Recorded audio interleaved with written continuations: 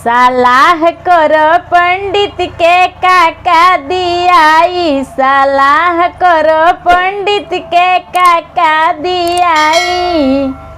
गैया दियाई कि बछिया दियाई, गैया दियाई कि बछिया दियाई। बस कर बंद कर, तू चुप रह, तू चुप रह धनिया सोलवे दियाई, तू चुप रह धनिया सोलवे दियाई। सलाह करो पंडित के काका दियाई, सलाह करो पंडित के काका दियाई।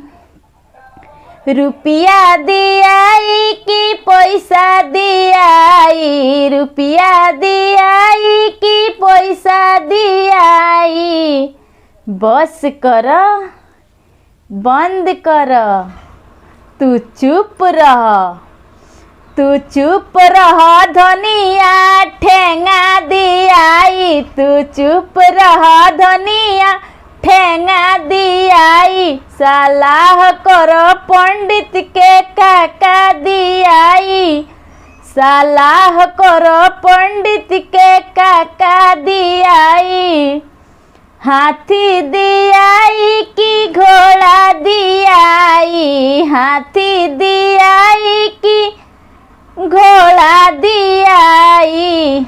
बस कर बंद कर, तू चुप रह, तू चुप रह धनिया गोदहे दियाई, तू चुप रह धनिया गोदहे दियाई। सलाह करो पंडित के काका दियाई, सलाह करो पंडित के काका दियाई। तो दोस्त कमेंट करके ज़रूर बताइएगा कि आप लोग क्या क्या देते हैं, ठीक है ना।